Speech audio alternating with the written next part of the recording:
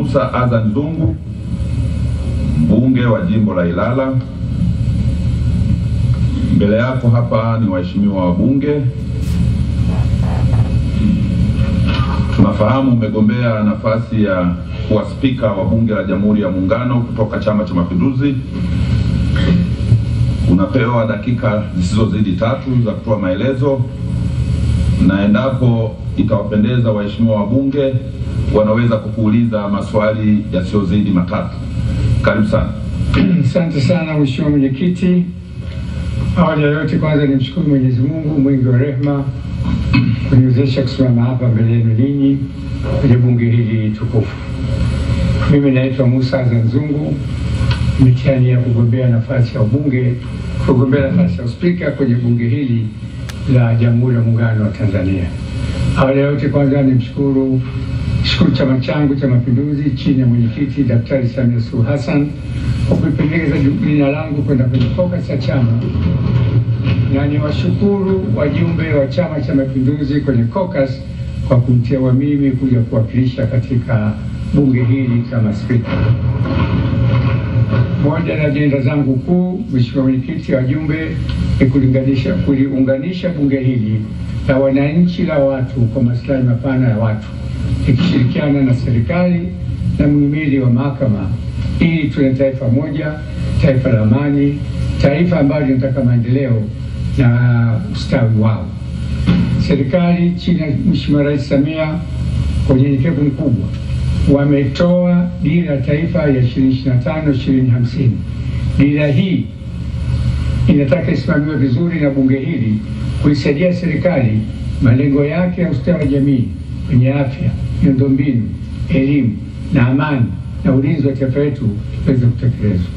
Kwa heshima na taadhima, mkinipa kura zenu, mtashirikiana na nyinyi kuhakikisha dira hii ya taifa ile mafanikio makubwa sana, ili wananchi wetu waweze kupata hamu, uhuru na starehe ya taifa lao.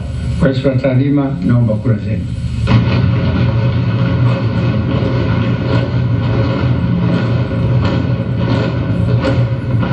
Katika hatua hii tulisema makofi yapungue kidogo. Haya, ndugu zangu, Mheshimiwa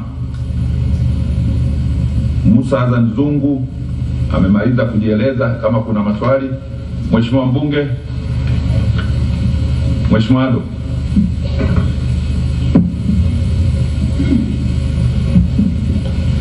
Ndugu mgombea Mheshimiwa Zungu, ningependa kufahamu katika bunge utaloliongoza, iwapo utachaguliwa kuwa spika, litakuwa na mchango gani katika kuboresha demokrasia nchini Tanzania, hasa katika muktadha wa kujenga mwafaka wa kitaifa na kuhakikisha kwamba Tanzania inapata katiba mpya.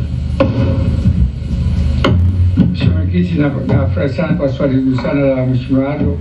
Bunge hili litasimamia haki za watu. Bunge hili kama serikali ilivyotangaza, mchakato wa katiba mpya uko njiani, na bunge hili ndio litasimamia katiba hilo, na wale ambao tuko mundani ndio tutakayeamua mustakabali mkubwa wa taifa letu kwa amani, utulivu na maendeleo ya taifa letu. Haya, swali la pili. Swali la 3. Ujazwe. Aliko hapa. Liko hapa swali. Karibu. Nashukuru sana. Mheshimiwa mgombea, siku za nyuma uliwahi kuanzisha sera hapo bungeni ya jaza ujazwe.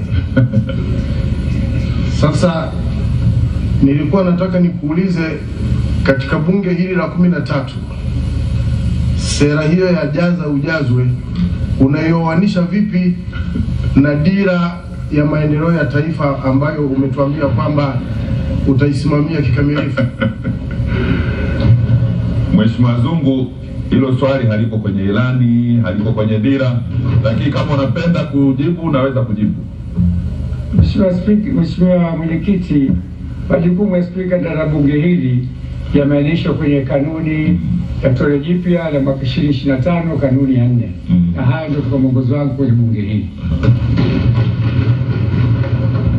Mheshimiwa Zungu, maswali yameisha. Sasa kwa bado na swali? Ala, ulinyosha. Haya. Mheshimiwa Mwenyekiti, kwa kunipa nafasi, napenda kuuliza swali moja. Tukikuchagua leo kama spika wetu wa bunge, una mkakati gani wa kuhakikisha bunge hili linakuwa ni bunge la kuwakilisha wananchi dhidi ya serikali na sio bunge la kuitetea serikali? Asante. Mheshimiwa Mwenyekiti, bunge sio vita kati ya serikali na bunge.